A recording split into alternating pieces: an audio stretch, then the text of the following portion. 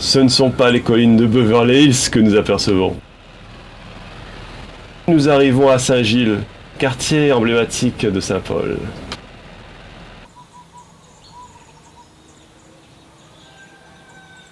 Un des aspects culturels de Saint-Gilles réside dans le mythe de Madame des Bassins, dont la légende est encore très présente dans l'esprit des Saint-Gillois et de tous les habitants de l'île de la Réunion. Retrouvons tout de suite Alexis Miranville, c'est le spécialiste de Saint-Gilles-Léo. Et puis ensuite, Jean de Villèle. Alexis Miranville, vous avez écrit dernièrement un livre consacré entièrement à Madame des Bassins, qui est édité par le musée de Villèle. Alors, c'est Madame des Bassins, le mythe, la légende et l'histoire. Monsieur Miranville, quand vous parlez du passé de Saint-Gilles, il est un nom dans vos propos qui revient d'une façon appuyée et récurrente, c'est le nom de Madame des Bassins, qui a marqué l'histoire de Saint-Gilles, de son empreinte, et pourtant, beaucoup n'ont retenu d'elle que l'image d'une femme méchante, cruelle, d'une vraie créature malfaisante. Mais comment expliquez-vous cela ? Madame des Bassins s'est bâtie une flatteuse réputation de bienfaitrice au temps de la monarchie, c'est-à-dire à l'époque où l'Église entretenait des relations étroites et privilégiées avec le pouvoir politique. Après sa mort en 1846, ses successeurs à la tête du domaine de Saint-Gilles ont continué à promouvoir la religion catholique. Ainsi, l'actuelle église de Saint-Gilles-les-Bains a été construite sur un terrain qui a été donné à la commune par Frédéric de Villèle, le petit-fils de Madame des Bassins. Ce don a été fait en 1859. Mais après 1870, avec l'avènement de la République laïque, anticléricale, avec la séparation des églises et de l'État en 1905, la famille de Villèle s'est engagée dans une lutte ouverte contre le gouvernement de la République. Cette famille a donc été classée dans la catégorie des ennemis du progrès, des ennemis de la République, des ennemis du peuple, des ennemis qu'il fallait combattre. Cette famille était propriétaire de la chapelle Pointue, est devenue l'une des plus détestées de l'île. Et la presse républicaine de l'époque a rappelé que cette détestation remontait très loin, à l'époque où Madame des Bassins avait agrandi son domaine au détriment de ses voisins, à l'époque où elle exerçait une grande influence au plus haut niveau de la politique locale, parce qu'elle avait des gendres et des fils haut placés. Il ne faut pas oublier que Madame des Bassins avait un gendre, Premier ministre du roi de France. Et puis, la fortune qu'elle s'était constituée a dû susciter bien des jalousies chez les autres colons. Ce qui fait que, alors que Madame des Bassins, après sa mort, est tombée dans l'oubli, c'est elle qui a fini par cristalliser autour de sa personne tous les ressentiments, toutes les rancœurs accumulées contre sa famille. Mais ce qu'on lui reproche surtout, ce sont les mauvais traitements qu'elle aurait infligés à ses esclaves. Et comme on dit, il n'y a pas de fumée sans feu. Le feu, comme vous dites, existait bel et bien. C'était la discipline extrêmement dure qui régnait sur le domaine. Surtout à partir de 1822, lorsque son fils Charles des Bassins a pris en main l'administration du domaine. C'est lui qui a instauré cette discipline sévère. Madame des Bassins, à cette date-là, avait déjà 67 ans. Et Charles des Bassins continuait à résider à Sainte-Marie où il avait des terres. Et Madame des Bassins continuait à habiter sur place. C'est donc tout naturellement elle qui a été considérée comme la principale responsable des souffrances des esclaves. Et il faut dire que ces souffrances étaient bien réelles. Non seulement ils étaient astreints à un travail forcé, sans rémunération, sans aucune contrepartie, Et en plus, en cas de rébellion, de fuite, de marronnage, c'était le fouet, la prison, les fers. Donc la discipline était vraiment très dure. Mais il n'y a aucune preuve des actes de torture ou de barbarie qui sont avancés dans les accusations formulées contre elle. Ces accusations, elles ont été formulées par des descendants d'esclaves. Et selon eux, Madame des Bassins aurait passé son temps à les torturer, à leur faire des misères, à les tuer par lot de 15, par exemple en les enfermant dans un cachot souterrain qu'elle remplissait d'eau, à faire accoucher les femmes enceintes au-dessus d'un trou pour les débarrasser rapidement de leurs enfants et les remettre au travail, etc., etc. Donc toutes ces horreurs, et on n'en a pas la preuve. Mais cette absence de preuves suffit-elle pour affirmer que Madame des Bassins n'était pas une femme méchante ? Vous savez, un historien n'a pas à dire si un personnage du passé a été méchant ou pas. Pour ma part, moi, je me suis contenté d'examiner les faits qui lui sont reprochés avec le plus grand soin, mais à la lumière de documents le plus divers possible. Ainsi, il ressort de quelques accusations qui ont été formulées contre elle qu'on lui a attribué des méfaits commis par d'autres personnes qui ont vécu antérieurement, comme cette dame Gabrielle Bellon, décédée en 1729, qui résidait dans les Bas de Saint-Gilles, et dont Antoine Boucher disait qu'elle était le diable incarné. Antoine Boucher, c'est celui qui a été le gouverneur de l'île de 1723 à 1725. D'autres accusations formulées contre elle ne résistent pas non plus à l'analyse du contexte historique et des réalités économiques de l'époque. Ainsi, il existe des textes qui montrent bien que la richesse du domaine de Madame des Bassins reposait sur une gestion rationnelle de la main-d'œuvre, c'est-à-dire avec une discipline très dure, mais aussi avec un hôpital pour donner des soins à la main-d'œuvre, pour la maintenir en forme, pour la maintenir en état de productivité optimale. Contrairement à un travailleur salarié que l'on paye pour un travail et pour une durée limitée, dont on peut se débarrasser soit par licenciement, soit par la mise à la retraite, un esclave est un investissement, un outil payé au prix fort au départ et que l'on doit rentabiliser jusqu'au bout, même quand il n'est plus rentable. Et puis, il y a eu l'interdiction officielle de la traite des Noirs en 1817, et cela a rendu l'approvisionnement en esclaves plus difficile, plus coûteux. Il faut savoir que les accusations portées contre Madame des Bassins ont été formulées fin des années 1970, c'est-à-dire plus de 120 ans après la mort de Madame des Bassins et après l'abolition de l'esclavage. Les témoins cités dans ces témoignages n'étaient pas très nombreux, une dizaine au maximum, et aucun d'eux ne résidait dans la région de Saint-Paul, où a vécu Madame des Bassins et où vivent encore aujourd'hui un bon nombre de descendants de ces esclaves.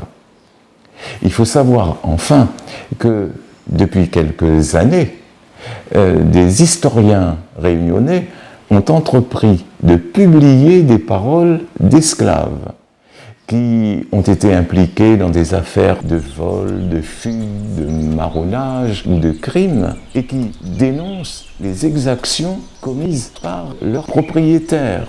Or, dans ces déclarations, on ne trouve pas trace de sévices, tortures, actes de cruauté imputés à Madame des Bassins. Les accusations portées contre Madame Desbassins ne sont donc pas historiquement crédibles. Et pourtant, elles ont suffi pour diaboliser le personnage. Comment expliquez-vous cela ? D'abord, il y a le fait que les témoignages qui ont été recueillis et qui l'ont accusé, ces témoignages ont été retranscrits dans le cadre d'une recherche universitaire. Ils ont été publiés dans des ouvrages très sérieux comme l'encyclopédie de La Réunion. Vous voyez ? Et ce qu'il faut savoir aussi, que ces témoignages ont été recueillis à la fin des années 1970, à l'époque où on a commencé à dévoiler les horreurs de l'esclavage.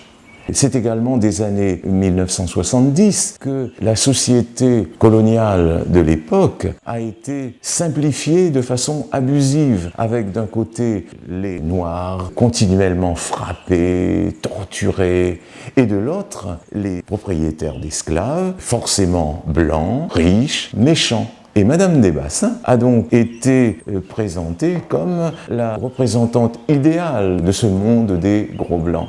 Tout se passe comme si, faute d'un héros admiré, libérateur, comme Toussaint Louverture à Haïti, ou d'un leader charismatique comme Aimé Césaire en Martinique, c'est Madame Desbassins qui a joué le rôle de rassembler contre elle tous les descendants d'esclaves. Or, l'on sait qu'à l'époque de Madame Desbassins, tous les Réunionnais qui en avaient les moyens, qu'ils soient blancs ou noirs, possédaient des esclaves. Mais la désignation implicite de Madame Desbassins comme bouc émissaire a eu pour effet de faire oublier les autres propriétaires d'esclaves moins célèbres qu'elle et d'exonérer leurs descendants des éventuelles exactions commises par leurs ancêtres. Il y a enfin le fait et le poids des superstitions, des croyances qui ont rendu crédibles ces accusations. Ainsi, Madame Desbassins est décédée le 4 février 1846. 20 ans après, le 4 février 1866, ses cendres ont été transférées à la chapelle Pointue. Et le 4 février 1932, un terrible cyclone a totalement démoli la chapelle Pointue. Cette coïncidence fortuite des dates du 4 février et les fêlures de la dalle qui recouvre sa tombe ont contribué à nourrir cette légende d'une punition divine bien méritée. Que faudrait-il faire, selon vous, pour réhabiliter Madame Desbassins et mettre un terme à sa légende noire ? Ça n'est pas à moi de dire s'il faut réhabiliter ou non Madame Desbassins, parce que ce serait porter un jugement sur un personnage du passé. Or, un historien ne fait jamais cela, sauf s'il s'agit de criminels avérés comme Hitler ou Staline, par exemple. Moi, je me suis contenté de proposer des documents et des éléments de réflexion pour permettre à tout un chacun de forger son propre jugement. Pour le reste, c'est une question d'esprit critique qui seul permet de faire la distinction entre la vérité historique et tout ce qui relève des idées reçues, des légendes, des superstitions, d'une idéologie, de la politique. Mais en aucun cas, il ne s'agit pour moi de demander une réhabilitation de qui que ce soit. Je vous remercie de me recevoir dans votre atelier. Vos peintures sont fantastiques. Ouais. Et merci, donc, c'est gentil. Et donc là, il y a un portrait de votre ancêtre, Madame Desbassins. Oui. Et donc, au moment où la question de l'abolition, la commémoration de l'abolition de l'esclavage est à l'ordre du jour, Pourriez-vous, Jean, me parler de votre ancêtre, Madame des Bassins, qui était une figure historique incontournable de Saint-Gilles. Oui. Je peux en parler avec autant de sérénité parce que dans mon arbre généalogique, j'ai deux de mes ancêtres qui ont épousé deux esclaves affranchis. Et donc, comme beaucoup de Réunionnais, le sang des esclaves coule dans mes veines. Et c'est ce qui fait l'harmonie de notre société qui porte bien le nom de la Réunion. Oui. Il est vrai que votre ancêtre, Madame des Bassins, de son vivant, on l'appelait la seconde Providence. Oui, oui. Oui, d'ailleurs, c'est un gouverneur qui lui a donné ce nom de seconde Providence. Et apparemment, ça n'a pas plu à certaines personnes, n'est-ce pas, le fait qu'on lui ait donné ce titre de seconde Providence. Et pourtant, c'était de son vivant. Et maintenant, on a transformé la personnalité de Madame des Bassins de façon scandaleuse. Et comme vous dites, n'est-ce pas, il y a beaucoup de familles qui ont épousé, des esclaves, n'est-ce pas, de sorte que il est très difficile de parler d'esclavage à la Réunion, de racisme, ainsi de suite, vu qu'il y a eu beaucoup de mélanges, et comme vous dites, n'est-ce pas, ça a apporté une certaine harmonie dans la société réunionnaise. Et il y a eu beaucoup d'exemples, n'est-ce pas. Et puis, je crois vous avoir dit, n'est-ce pas, que quand on affranchissait un esclave, la coutume était de lui donner deux esclaves, de sorte que les affranchis étaient aussi propriétaires d'esclaves. Donc ce n'était pas le monopole des familles blanches. Alors pour revenir à Madame des Bassins, ce portrait, je l'ai fait d'après un portrait qui avait été fait par son arrière-petite-fille qui était venue ici à l'île Bourbon. Et elle a fait ce portrait sur une toile, donc à l'huile. Et alors, quand on a fait ce portrait, Madame des Bassins était très malade. Elle n'arrivait plus à s'alimenter de façon normale. C'est ce qui explique son amaigrissement par rapport au portrait qu'on connaît et dont l'original se trouve à Saint-Malo. Pourriez-vous rappeler l'anecdote de la rencontre entre Madame des Bassins et le Père Escudé oui. À la justement pour la chapelle? Oui, c'était la suite Oui, Madame des Bassins avait appris que le Père Escudé avait été chassé par les colons de Saint-Louis et de Saint-Pierre parce qu'il s'était penché sur la condition des esclaves qu'il voulait améliorer. Mais ça a été très mal pris par les colons du Sud. Donc il a quitté cette région et il avait l'intention de repartir pour France. Alors Madame des Bassins avait entendu parler de ses intentions et s'était dit peut-être qu'il pourrait faire l'aumônier de mes esclaves. Et alors donc elle l'a fait intercepter, n'est-ce pas, mais je crois que ce jour-là, il y avait un très mauvais temps, une sorte de cyclone, et il est venu se réfugier chez Madame des Bassins qui lui a parlé,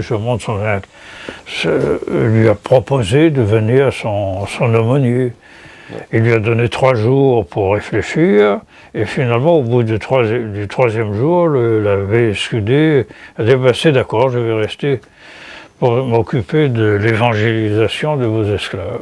Je me suis renseigné aussi au sujet de l'hôpital de Madame des Bassins. Il était, je crois, pas loin de sa véranda, il me semble. C'est à peu près à 30 mètres de la véranda.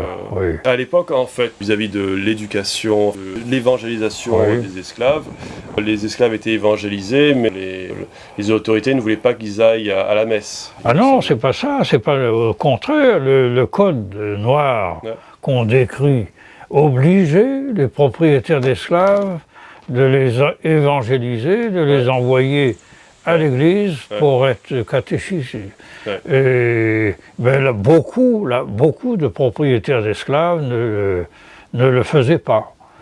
Et elle était une des rares à le faire. Et je pense qu'elle a dû connaître d'ailleurs le frère Scubilion, qui a été un des l'apôtre des esclaves, n'est-ce pas? Parce que le frère Scubilion est arrivé ici, je crois, dans les années 1810, et c'est son fils, le fils de Madame des Bassins, qui s'appelait Philippe des Bassins, qui habitait la France, c'est lui qui a fait venir ici les frères des écoles chrétiennes et les religieuses de Saint-Joseph de Cluny. C'est encore lui, n'est-ce pas, qui a eu l'idée de créer un collège qui est devenu par la suite le lycée Le Comte de Lille. Et ça s'appelait à ce moment-là le Collège Royal de Bourbon. Et le premier proviseur de ce collège, ça a été M. Jocelyn Mingard, qui était un ancien colonel d'origine mauricienne. Jean, pourriez-vous nous parler du décès de Madame des Bassins en 1846, c'est-à-dire 2 ans avant l'abolition de l'esclavage en 1848? Comment son décès a-t-il été ressenti par la population, c'est-à-dire aussi bien par les libres que par les esclaves? Je crois que la nouvelle de sa mort a dû peiner beaucoup de gens. C'est un gouverneur qui lui avait donné le titre de seconde providence, justement parce qu'il était au courant des bienfaits de Madame des Bassins. Et donc, lorsqu'elle est morte, les esclaves se battaient pour transporter son cercueil jusqu'au cimetière de Saint-Paul, puisqu'on l'a enterré au cimetière de Saint-Paul, près de la tombe de son mari et de son père, Julien Gonod. Et ce n'est que 20 ans après, jour pour jour de date de son décès, qu'on a transféré ses restes dans la chapelle Pointue. D'accord. Et alors, un des témoignages, c'est la lettre qu'elle avait reçue du pape Grégoire XVI, qui l'a remercié de tous les bienfaits qu'elle faisait aux pauvres et aux missionnaires qui partaient pour l'Asie, qui faisaient escale à l'île Bourbon et qui partaient pour la Chine, pour les Indes, le Japon. Et elle leur donnait toujours un pécule pour les aider à s'installer dans ces pays de mission.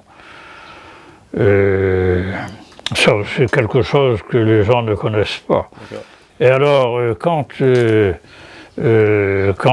esclaves se mariaient, elle organisait une réception, et ses enfants dansaient avec les esclaves. Et puis elle a fait aussi un testament à ses descendants, parce qu'elle n'imaginait pas qu'on allait abolir l'esclavage. Et elle avait demandé à ce que ses descendants respectent les familles d'esclaves. C'est-à-dire que elle leur interdisait de vendre, par exemple, le père à telle personne et la mère à une autre personne. Et ce qui se faisait facilement à l'île Bourbon à cette époque-là. Elle s'est toujours opposée au démantèlement de ces familles. Et alors, moi, j'ai consulté beaucoup les archives départementales qui étaient des registres paroissiaux. À cette époque-là, il n'y avait pas d'état civil, c'était les registres paroissiaux. On enregistrait les baptêmes, les mariages et les décès. Mais les baptêmes d'esclaves, c'était quelque chose de fréquent.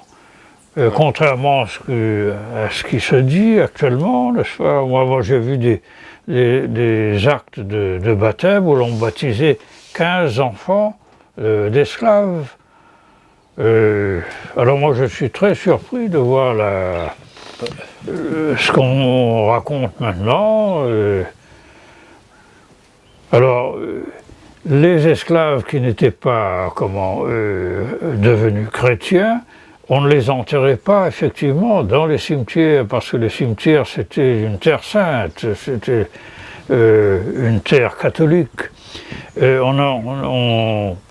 Les esclaves qui n'avaient pas été baptisés n'avaient pas droit à être enterrés. Mais ce n'était pas seulement aux esclaves, les étrangers également, parce qu'il y a eu beaucoup de protestants qui se sont installés à Bourbon, notamment des Formans d'origine anglaise ou hollandaise qui étaient des calvinistes. Eh bien, ils n'étaient pas enterrés à moins d'abjuration et de conversion à l'Église catholique. Les condamnés aussi, ceux qui étaient condamnés à mort n'avaient pas droit à une sépulture chrétienne. C'est ainsi que la Buse, on ne sait pas où il a été enterré. Est-ce qu'on l'a enterré ou est-ce qu'on a mis son corps à la mer? On ne sait pas trop. Mais on a fait croire pendant longtemps, n'est-ce pas, que sa tombe se trouvait au cimetière de Saint-Paul, alors que ce n'était pas vrai du tout. Moi, je me souviens de M. Scherer, qui était l'archiviste à l'époque, et il m'avait dit, ils sont persuadés que cette tombe, c'est celle de la Buse. Or, je ne le crois pas du tout. Eh bien, les maires de Saint-Paul ont insisté, ont fait croire que la Buse avait été enterrée justement derrière le caveau des Bassins. On s'est aperçu récemment que ce n'était pas ça du tout. Vous voyez, comme quoi on raconte beaucoup d'histoires qui ne sont pas authentiques.